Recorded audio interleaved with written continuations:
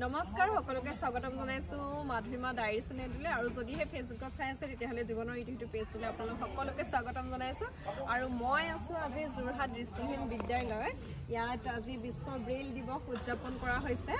আপোনালোক সকলোৱে জানে চাগে যদি নাজানে মই কৈ দিছো যে দৃষ্টিহীন সকলে যি ধৰণে লিখা পঢ়া কৰে সেই পদ্ধতিৰ উদ্ভাৱক আছিল লুই ব্ৰেইল এয়া মই ফটোত দেখাই দিছো তেখেতে যেটো পদ্ধতি আৱিষ্কাৰ কৰিলে সেই পদ্ধতিৰ জৰিয়তে দৃষ্টিহীন সকলে ধুনীয়াকৈ লিখা পঢ়া কৰিব পাৰে আৰু ইয়ালে মোক আজি নিমন্ত্ৰণ কৰাৰ বাবে মই আজি আহিলো সভা হৈছিল মূল সভাত উপস্থিত থাকিলো গতিকে ভিডিওটো সম্পূৰ্ণ চাই থাকক আৰু বহুত কিবা কিবি আপোনালোকক জনাই আছো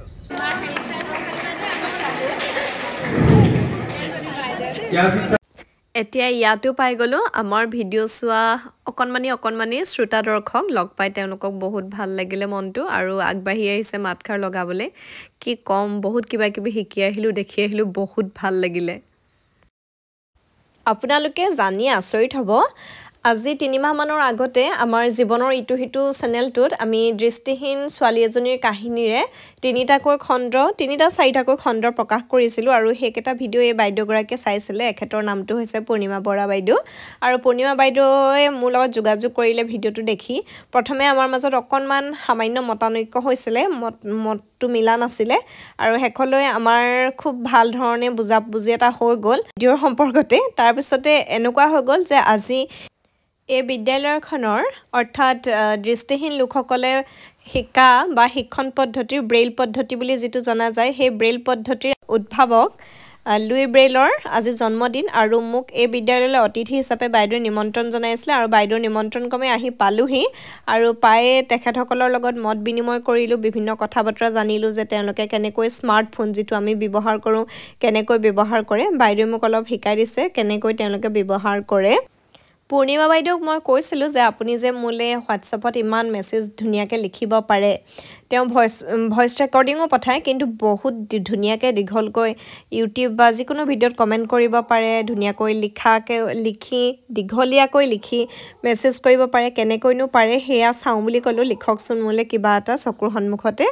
আচৰিত লাগিলে কোনো স্পেলিং ভুল হোৱা নাই তেওঁ ইমান ধুনিয়াকে লিখি দিছে যে আমাৰ বিদ্যালয়লৈ আহি কেনেকুৱা লাগিলে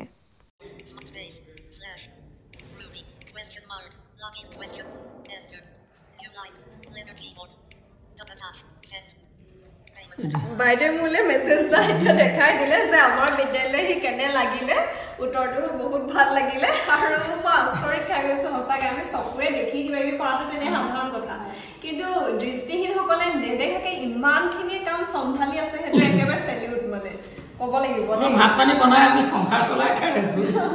আৰু ইমান ধুনিয়াকে লিখা মেলা ন কবিতাও লিখিব গল্প লিখিব প্ৰবন্ধ লিখিব আৰু কোনবাই ধুনিয়াকে গিটাৰ বজাইছে আজি আপোনালোকে ভিডিওত দেখিছে গিটাৰ নহয় কিবোৰ্ড বজাইছে তবলা বজাইছে ন ইমান ধুনিয়া লাগিছে নহয় চাই মানে মুঠতে ভাষা নাই দৃষ্টিহীন সকলে কেনেকৈ লিখা মেলা কৰে কেনেকৈ পঢ়া শুনা কৰে মই আপোনালোকক অকমান দেখাই দিছো এগৰাকী ছাত্ৰীক কোন ক্লাছৰ মই ক্লাছ 9 এখেত ক্লাছ 9 হয় আৰু নামটো কি মোৰ নাম শিল্পা মুণ্ডা মোক ধুনিয়াকে দেখাই দিব তেওঁলোকে কেনেকৈ লিখা মেলা কৰে আৰু এই ভিডিওটোৰ জৰিয়তে মই আপোনালোককো দেখাই দিছো যে তেওঁলোকে কেনেকৈ ইমান ধুনিয়াকে কবিতা গাব পাৰে কবিতা বৃত্তি কৰিব পাৰে গীত গাব পাৰে কবিতা লিখিব পাৰে হয় লিখা মেলা কৰিব পাৰে গতিকে মই অকনমান আপোনালোকক দেখাই দিছো এখন আছে স্লেট আৰু 8 পাত মানে নেকি আপোনালোকৰ ভাষাত ক'বলৈ গ'লে তো স্কেলৰ ধৰণে কিন্তু আমাৰ ভাষাত আমি এই পাতক গাইড বুলি কওঁ গাইড বুলি কোৱা হয় গাইড বুলি কওঁ আৰু এইটো লগত এটো মানে আপোনালোকৰ ভাষা যেটা বহিৰ লগত কলম যেনেকৈ আপোনালোকে ব্যৱহাৰ কৰে তেনেকৈ আমি এটো সহায়ত আমি লিখা পঢ়া সকলো কৰো এটো আমাৰ ভাষাত স্টাইলাইজ বুলি কয় স্টাইলাইজ হয় আৰু এডালক কোৱা হয় গাইড আৰু এখন হৈছে স্লেট এটা কেনেকৈ লিখিবা এখন আমি এটা লিখিবলৈ হলে আৰ্ট পেপাৰখন এখন আৰ্ট পেপাৰ ব্যৱহাৰ কৰা হয় ন আমি যেটো সাধাৰণ পেপাৰ ব্যৱহাৰ কৰো হেতু পেপাৰ নহয় এওঁলোকে লিখিবলৈ আৰ্ট পেপাৰ ব্যৱহাৰ কৰে মানে আমি ডট এনেকে ফুটা কৰিব লাগিব ডটৰ সহায়ত আমি এনেকে স্পৰ্শ কৰিলে চিনি পাওঁ তো আমাৰ আখৰবিলাক ভাল হৈ থাকিবৰ বাবে ডাৰ্ক কাগজ ব্যৱহাৰ কৰো যাতে ধৰিব পাৰি আৰু হয় কাৰণ বহুত দিনলৈকে থৈ দিব লাগে যেনে ধৰণে আপোনালোকে লিখি মেলি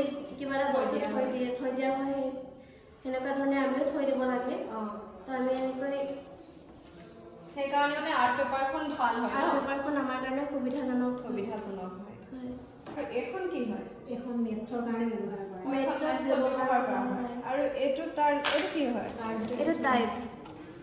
এইটো টাইপ হয় এইটো টাইপ এইখিনি মানে মেথছত ব্যৱহাৰ কৰা হয় ন ব্যৱহাৰ কৰা। কেনেকৈ ব্যৱহাৰ কৰা সেইখিনি মেথছ কৰোঁতে এই টাইপৰ সহায়তে গোটেই নাম্বাৰখিনি লেখা হয় হয় নেকি এখন অংক বৰ্ড ইয়াতে আমি আপুনি ভালকৈ লক্ষ্য কৰে যদি দেখা পাব এইখনত 4টা শিৰ যিটো আছে এই শিৰটোৰ সহায়তে এই বৰ্ডখনত গোটেই নাম্বাৰবিলাক লিখি পেলাব লুই ব্ৰেইলে যিটো চামৰা কৈছে অথনি চুৰিটোৱে খোজ খাই চকু বেয়া হ'ল তাৰপিছতো কিন্তু দেউতাকৰ লগত মানে জোতা চিলাই কৰিবলৈ এৰাই নাছিলে সেই জোতাযোৰত যেতিয়া খোজ মাৰি দিয়ে তললৈ যে এইটো চিন এটা বহি যায় সেইটো পাই মানে ব্ৰেইল পদ্ধতি সেইকাৰণে এইটো ডট টাইপৰ হ'ল মানে দৃষ্টিহীন লোকসকলে কেনেকৈ লিখা পঢ়া কৰিবলৈ শিকে সেই বিষয়ে পূৰ্ণিমা বাইদেউ মোক অলপ বুজাই দিছে এই স্কেল পাতলৈ চাওক স্কেল নহয় আচলতে স্কেলৰ নিচিনাহে যিপাতক গাইড বুলি কয় আৰু তাতে কেইবাটাও এটা ঘৰত 6টাকৈ ফুটা আছে আৰু সেইকেইটাৰ জৰিয়তে তেওঁলোকে লিখা মেলা কৰে আৰু মই আপোনালোকক ভিডিঅ'টো দেখাই দিছোঁ পূৰ্ণিমা বাইদেউ দেখাই দিব এই গাইডডালৰ সহায়ত তেওঁলোকে কেনেকৈ লিখে তেওঁলোকে লিখা আখৰ আৰু আমি লিখা আখৰ একেই নহয় তেওঁলোকে যেনেকৈ অংক কৰিবলৈ শিকে সেয়া আমাৰ লগত নিমিলে কিন্তু কথাবিলাক প্ৰায় একেই যে লিখিব পঢ়িব অংক কৰিব সকলোবিলাক কাম তেওঁলোকে পাৰে এই ক্ষেত্ৰত তেওঁলোক যে দৃষ্টিহীন বা চকুৰে যে নেদেখে সেইটো তেওঁলোকৰ কাৰণে প্ৰতিবন্ধক হৈ থকা নাই কাৰণ আমি দেখি শিকোঁ আৰু তেওঁলোকে সম্পূৰ্ণ মগজুৰে গোটেই কামখিনি কৰি থাকে যিডাল গাইডৰ সহায়ত দৃষ্টিহীন ছাত্ৰ ছাত্ৰীসকলে লিখিবলৈ শিকে সেই গাইডডাল আমাৰ অসমত পোৱা নাযায় সেইডাল অসমৰ বাহিৰৰ পৰা অনা হয় বিশেষকৈ তেওঁলোকে ডেৰাডুনৰ পৰা আনি লয় এই পূৰ্ণিমা বাইদেউ যিগৰাকী আজি ভিডিঅ'টোত আপোনালোকক দেখাই আছে এই গাইডডালে কেনেকৈ লিখে তেখেতৰ নিজৰে স্কিল নাই গতিকে এই ক্ষেত্ৰত দৃষ্টিহীন লোকসকলে লিখা পঢ়া কৰিবলৈ শিকাৰ ক্ষেত্ৰত কিছুমান যাৱতীয় সামগ্ৰীৰ অভাৱ কিন্তু আছে আৰু বিশেষকৈ এই যে ডাঠ কাগজখন দেখিছে আপোনালোকে সাধাৰণ যেন লাগিলেও আচলতে সেইখন আৰ্ট পেপাৰ হয় এই আৰ্ট পেপাৰবিলাকহে তেওঁলোকে ব্যৱহাৰ কৰে কাৰণ আৰ্ট পেপাৰবিলাকত যিহেতু ডট কৰা হয় ফুটা কৰা হয় সেই ফুটা স্পৰ্শ কৰি তেওঁলোকে লিখা বিশেষকৈ পঢ়ে আৰু সেই পেপাৰখনৰ দাম বহুত বেছি কিন্তু বৰ্তমান এই স্কুলসমূহত এইখিনি যোগাৰ ধৰা হৈছে এডাল ইয়াত লগাই ললো লগাই লৈ মই কিবা এটা লিখি দিম চিৰি পাই পঢ়ি দিব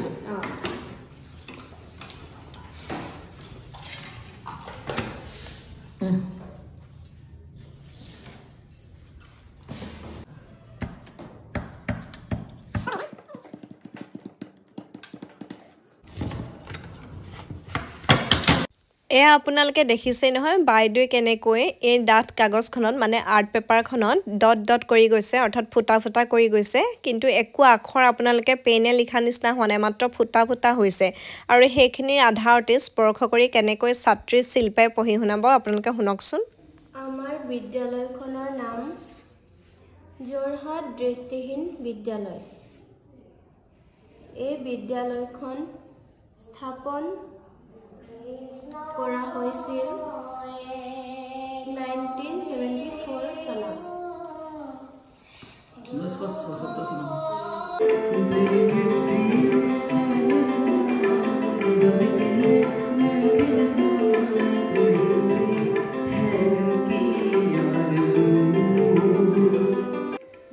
এয়া হ'ল যোৰহাট দৃষ্টিহীন বিদ্যালয়ৰ প্ৰেক্ষাগৃহৰ ভিতৰৰ পৰিৱেশ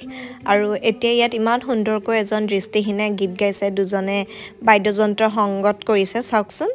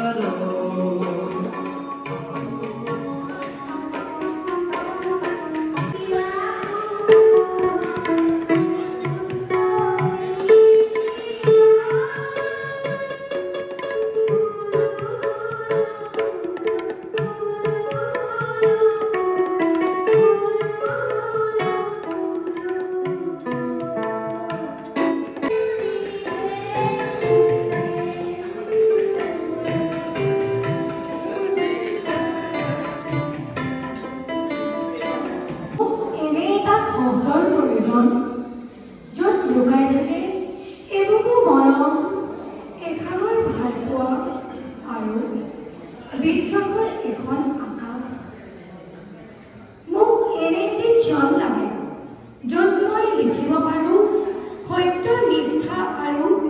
মানৱতাৰ এটি স্তৱ